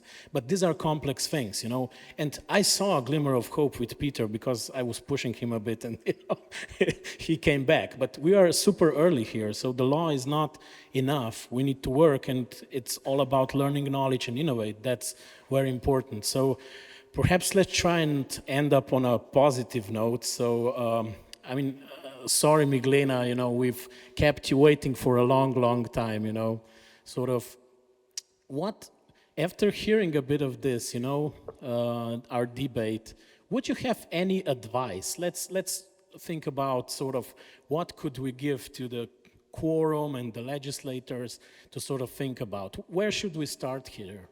Any ideas, from this point on, what do we solve first, or something, sort of to round up the debate? It's been very interesting exchange. I would have rather joined you in person to feel more the atmosphere, but I think the topic is very complex, and hearing also from Sid Banka and also from JACKA and from URate, because as I said, we are looking at what are the possibilities, and I'm taking away here from the last exchanges is speaking about collateral and the type of for the risk and the size of the transactions. And at the end, I think that, or at least for me, it's we need to still look how these ESOPs and the employee buyouts are financed across Europe, because usually at the EIB, for example, in order to go for a specialized product or something that is addressing this topic that I would rather tend to call niche, it's not easy to set up a product. There is always the questioning, how is it covered on the market? And we are struggling currently in the framework of our research to find out what are the deals that have been supported, how they've been supported, trying to map out what are the financing needs in terms of the size of the transaction.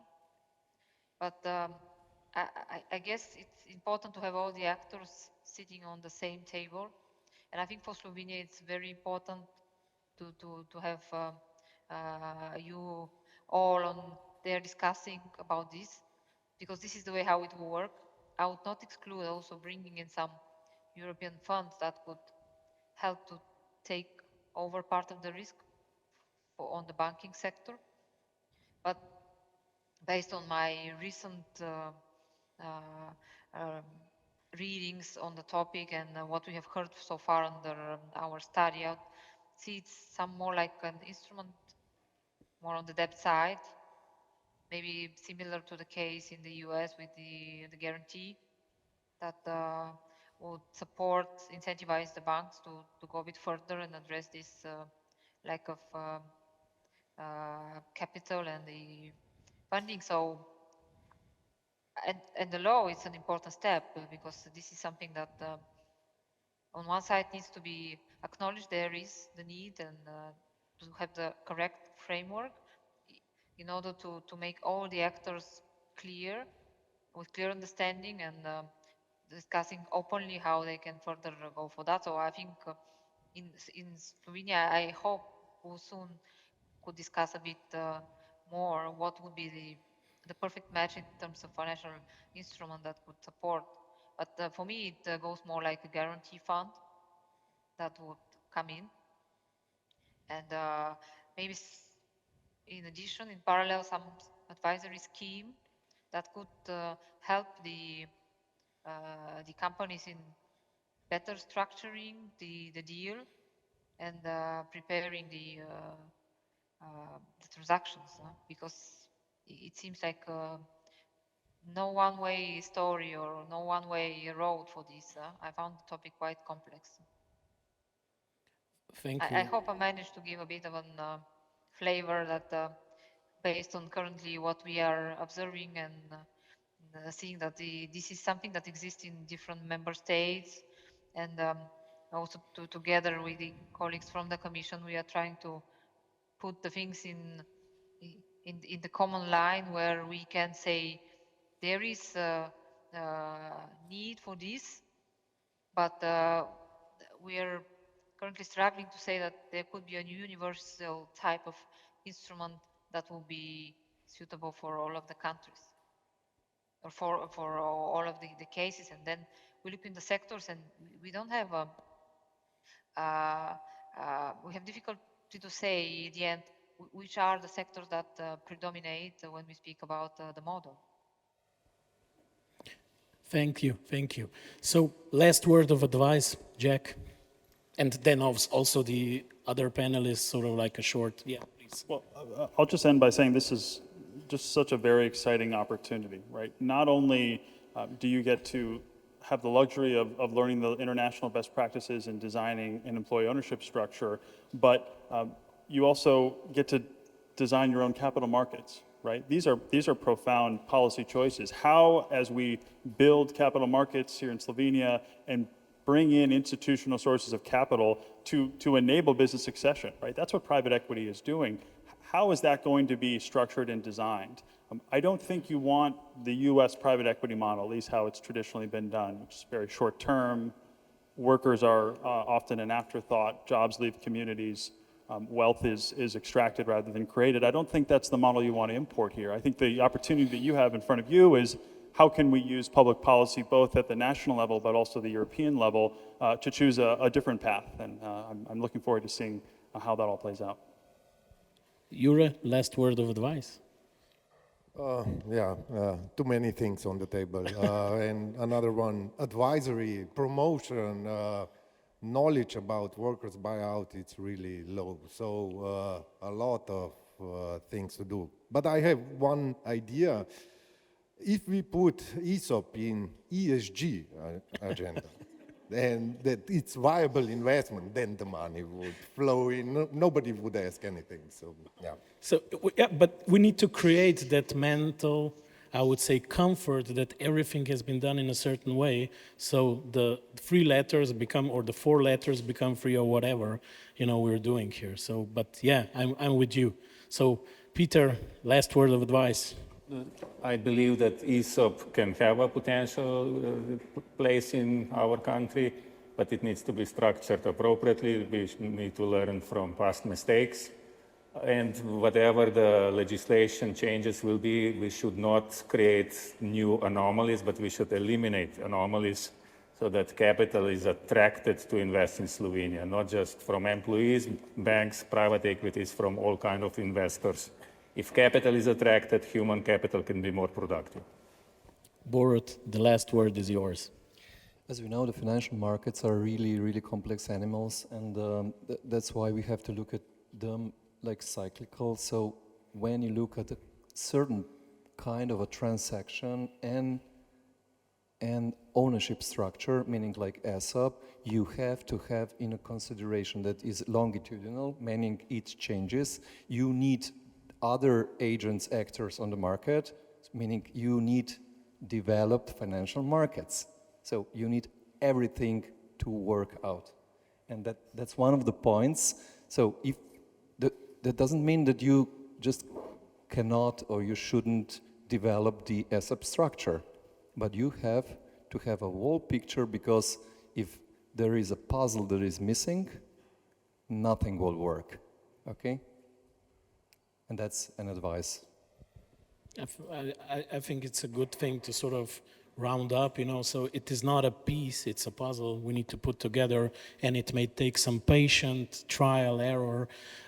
So please, we talked a lot, so if there are any questions, please, we have, do we have like a mobile microphone? I think the hands are already going up, yeah. I come from Maran Software. So first of all, I'm very happy to see 2 domestic banks. Domestic banks are very rare in this country. And I have a question for you. Is, as far as I know, the largest employer in state of Florida, Publix, is ESOP. So why don't we see here companies like Mercator or for the ESOP model? And I believe also the copies, how this was financed anyway, because that's a 50 billion company. And the next question is, would any technological company like Telekom Slovenia would be eligible for the ESOP? Maybe that's also a question for Mr. Jamnik, because he knows about the subject a lot. Thank you. Jack, the first one is clearly yours. The second one, I'm not sure who will answer it, but please, you know. Well, happy to address the first question. The question is about Publix, which is a supermarket chain in the United States. It's the #1 largest ESOP company in the country. It employs 180,000 workers, employee owners nationally. Without knowing the specifics of how that specific transaction was financed, I would say, again, it goes back to these enabling conditions. We adopted a structure through legislation. We attached tax incentives to that structure and created the conditions where at some point in the history of Publix, their selling shareholders, their owners decided this was going to be a viable succession option for me, for us, and then transitioned that ownership, sold the business to employees. That likely took place over time. For a company of that size. What I'll say across the board is this is not a structure that is limited to any one industry. You have manufacturing, you have services, you have IT. It has been proven to be a structure that is highly amenable to a range of sectors. And so, again, the hope and the aspiration is once you have these conditions in place, that it will become rational and viable for a whole host of different sellers of scaled businesses, including some of the ones that you may have mentioned, to pursue this approach. So the question was, could Telekom Slovenia introduce an ESOP? I'm not sure if somebody cares to take this one.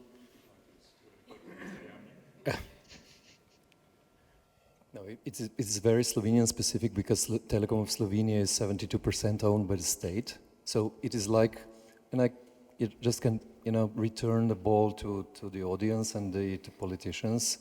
They can just, construct an experiment, having a ESOP's legislation structured for an ESOP, and then just try to test the market with the kind of a privatization of state-owned telecom with ESOP involved. So do it. Just do it. But I may add, Telekom Slovenia is also a listed company, so it gets a bit more tricky. No, but you can sell 72%. You can. I will try to do justice, and we will move from left to right. So I think Yeah, thank you. I know you're waiting, sorry. It will take a bit because we have a few hands. So the gentleman in the gray suit, please, and then we'll, don't worry, we won't forget you. Thank you very much for putting up this panel. I am Simon Saušek. I'm the head of the European Investment Bank Group here in Ljubljana. So I'm representing the EIB and also the EIF. So I would like to first say that you came up with great ideas today, and I would first go back to what Borut said before, you know.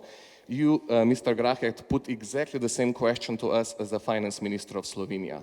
How could the EIB group help to put the capital markets here together? And of course, we discussed this, it's super complex. The problem we have with Mr. Jamnik is that we can only provide something if there is a market gap. And it's not that bleak. Actually, with Sidbanka together, we have some venture capital funds together, like CGIP, but it is for technology transfer, for example. I also know that we are having quite a strong pipeline for the venture capital for the following years, also mainly together with SIP. We are also providing guarantees, which you also mentioned, to Slovenian Enterprise Fund. So all these kind of things come together. What I miss is a bit of the coordination among ministries, to be frank, in Slovenia. I'm sending presentation and best practices first to first ministry, then to the second ministry, and I have to tell you that there is some disconnect sometimes that I see. So we are trying to put it at the same table, and of course, we are going to only marginally impact the development of capital markets together with Sidbanka. So we need private players to come. That is maybe what I would say, but I agree. It's a very complex and a difficult question to have for one panel. So I think we had Mrs. Murchela and the lady, you know, yeah, okay, so please, yeah. I'm really very happy that we have such a good second panel. So first panel was devoted to people who really believe that we have the best ideas, that industrial democracy, economic democracy, ESOPs are the best. And now we have some challenges here, people who doesn't think so. And I think that is really, really good. We don't believe in the same things. We're not brought on the same textbooks. I would certainly not agree that capitalism is the best when you receive the best price for the product. I do think that exactly some very not far-sighted, some very short-sighted and fast and very liquid markets really created disasters in our economic past, but we are still not thinking at all about not having private ownership anymore. So we do know about tons of conventional businesses that were destroyed, and we are not thinking about having ESOPs or any other form of employee ownership as a dominant form. So we are not, in my generation, in our generation, we were probably afraid to make a big, colossal change. Now we are not there anymore. So we are now speaking about plurality of ownership forms, plurality of ways how to do good businesses. And when you are saying that we should learn from our past and our mistakes, most of these mistakes in companies you were mentioning were not exactly connected to the ownership form.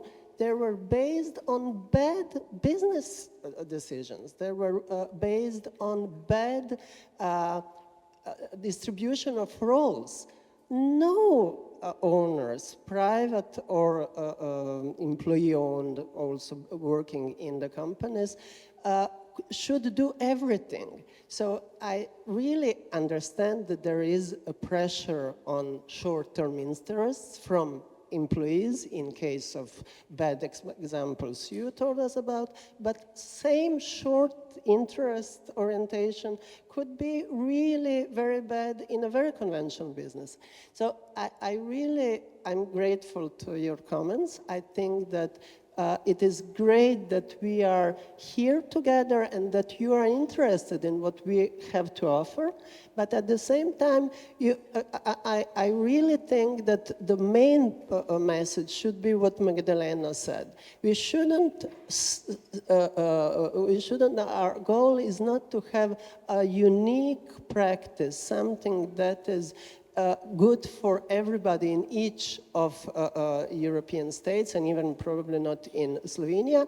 But let's learn not only based on our mistakes, but on some really, really very good practices from the country and economy that is very far from our past mistakes. So I really heard your good practices, and we will really dig deep into how we can help our financial markets and people who are arranging our financial markets to do some things that are obviously future. We shouldn't look too much to the past.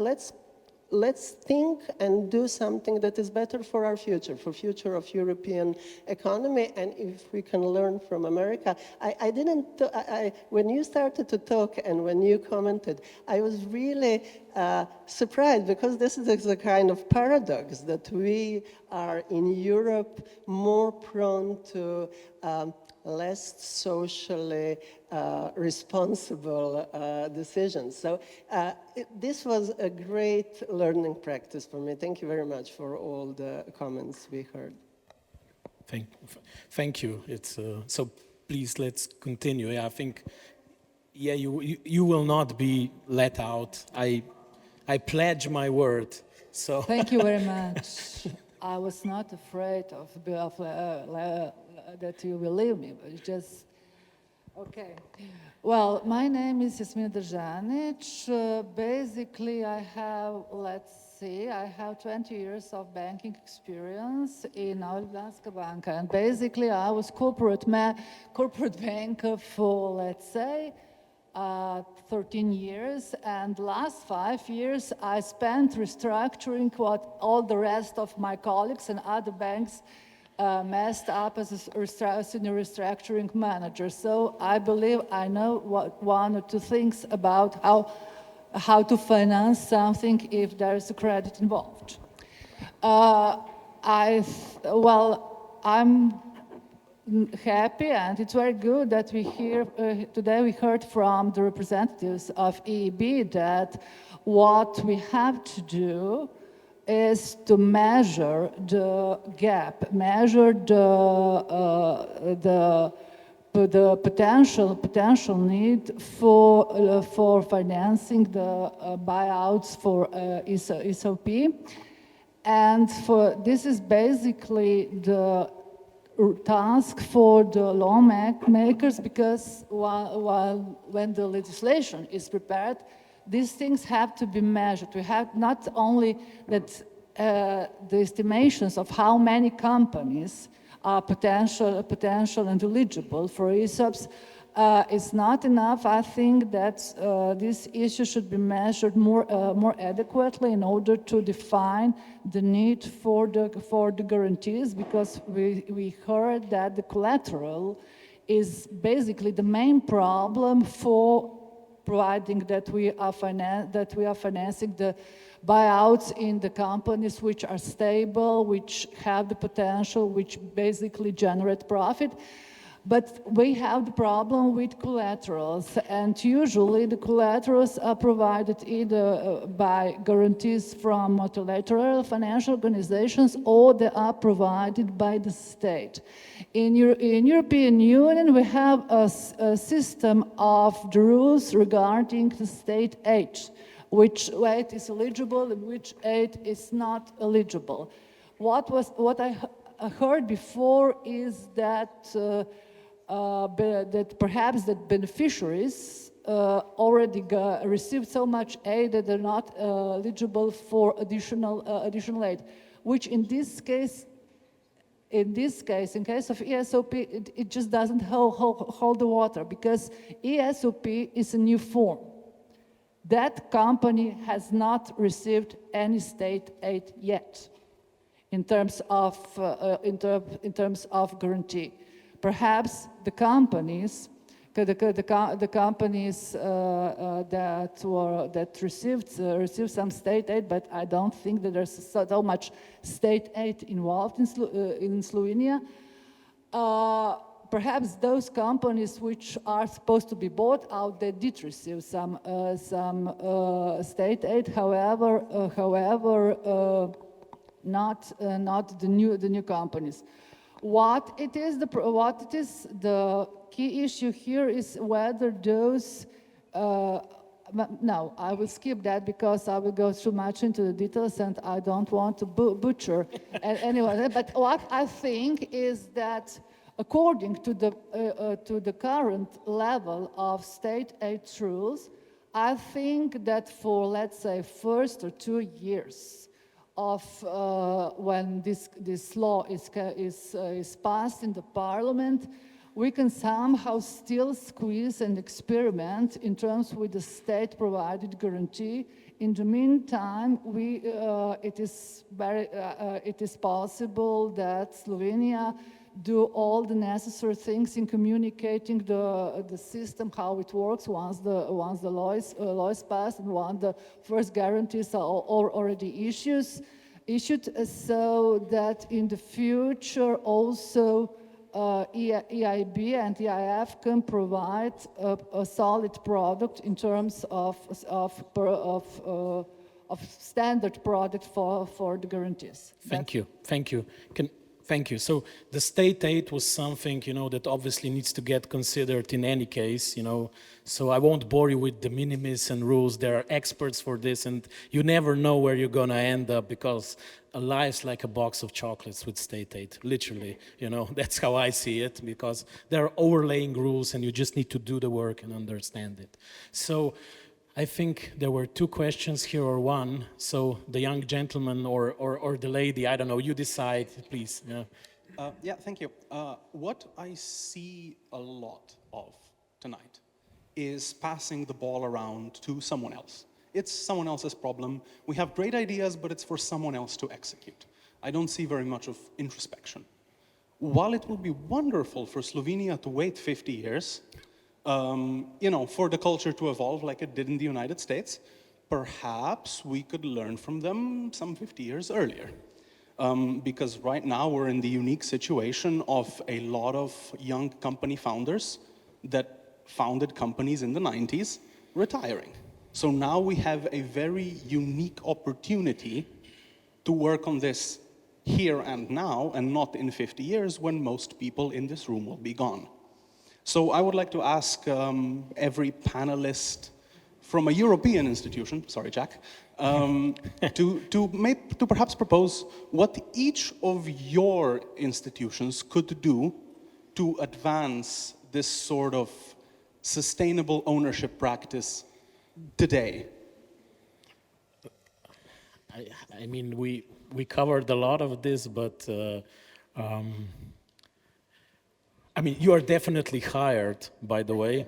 That's the first thing. So if you want to convince founders that this is the way to go, and there are younger generations of founders, owners, you're definitely hired with the passion, and this is also a part we need to work on.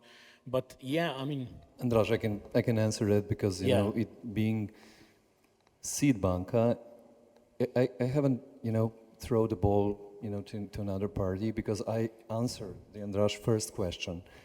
If there will be 1 or 2 laws adopted, if there will be motivation or incentive or interested investor, okay, who will come to us and ask us to finance something, we will do our job as always. We will make a market gap analysis, like we always do, then test again a market potential, and then design a product. And we do that, we have an on market right now, like 20 products that are functioning, and we'll do that, our job again with the environment developed in, I don't know, next year. But again, and I have to address that, not because you're quite young guy. You could be my son, probably younger than my oldest, okay? But we had another opportunity, not just a transition. We have a privatization transition. We were involved 20 years ago in all the economy involved in an experiment that was basically, as a part of it, 20% of it was as a experiment. Yes, it was. It was basically an ASAP experiment. It was okay.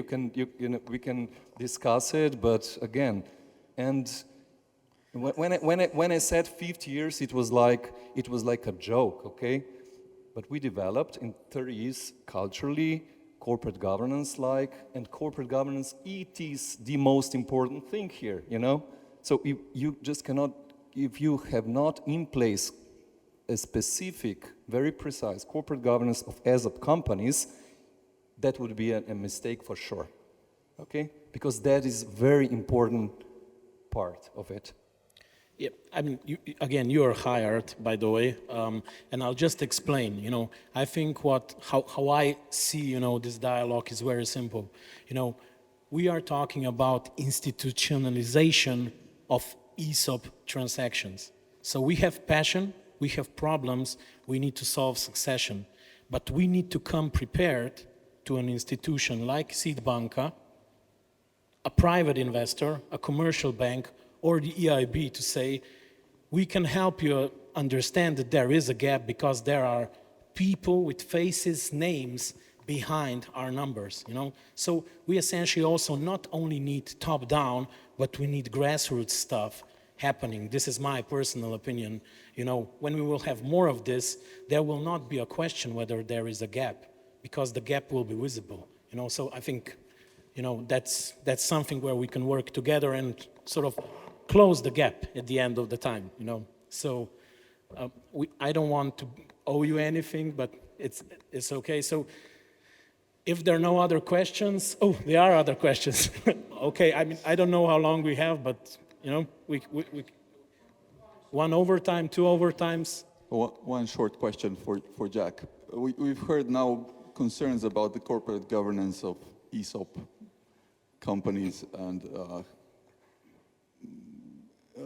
we've had examples of employee owners just working on their salaries. So why is this not a concern in the United States?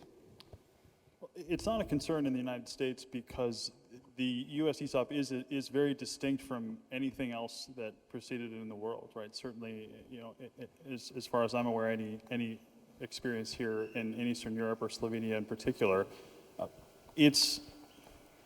every employee owner has skin in the game. They are the direct beneficiaries of the growth in the company, of the equity appreciation. Of course, it's important that they're getting remunerated through wages and benefits, right? That's certainly the case. Many U.S. ESOPs also have profit sharing, as a matter of fact, but their long-term interests are aligned with the long-term growth and value of the firm. And with respect to governance, it really functionally is no different than a typical governance structure. And so this is not exotic. It's not perceived as such. And if it were, we certainly wouldn't be where we are in the United States.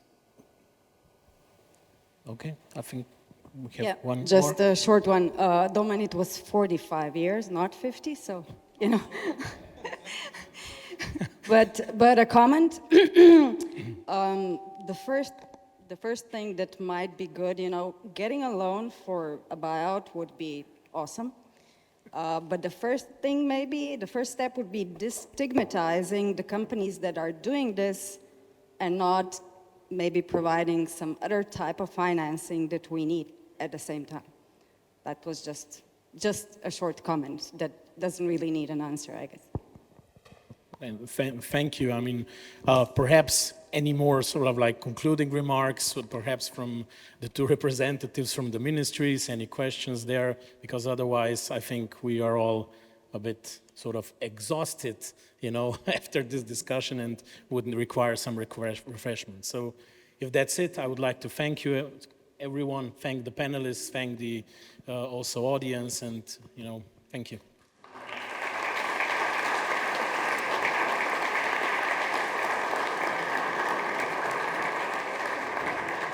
Najlepša hvala še z moje strani. Mi boste ušli? Ne, počakajte, da povem še zaključne besede in vas lepo potem povabim, da se gremo podružiti. Verjamem, da ste res utrujeni, ampak jaz bi se na tem mestu mogla zahvaliti tistim, ki so omogočili ta dogodek. Mislim, da se strinjate z mano. Se pravi, hvala Mestni občini Ljubljana, Mestnemu muzeju Ljubljana, hvala našim sponzorjem, brez katerih letošnji kongres ne bi bil mogoč. Prva finančna agencija, Devesoft, INEA, Capital Genetics, Inštitut 1. maj, Deželna banka, INEA RBT, Covintrade, SIP strojna industrija in Marant. Hvala tudi ostalim podpornikom, Probito, Premiji in Etiketi. Hvala gostinstvu Koren za pripravo pogostitve, agenciji Levgali za tehnično podporo ter podjetjama Njami Njami in La Chocolat za darilca za paneliste in sponzorje. Najlepša hvala seveda tudi vsem govorcem, kot so se vam že zahvalili, vsem gostom. In pa pomembna stvar, kot veste, ima letošnji kongres tudi dobrodelno noto, zato bo šel presežni del zbranih sredstev, in sicer 1000 evrov Zvezi prijateljev mladine za žrtve poplav. Zdaj pa res, dragi gospe in gospodje, mislim, da smo odprli zanimive, predvsem izjemno pomembne teme in seveda predlagam, da se o njih pogovarjamo še naprej. Sem pa prepričana in ste mi to tudi pokazali že s svojimi dejanji, da nam bo pasalo pretegniti noge, pocrkljati naše brbončice. Zato vas vabim na pogostitev, naj se pogovarjamo naprej med druženjem ob dobri hrani in pijači. Jaz vam pa zahvaljujem za pozornost. Lep večer.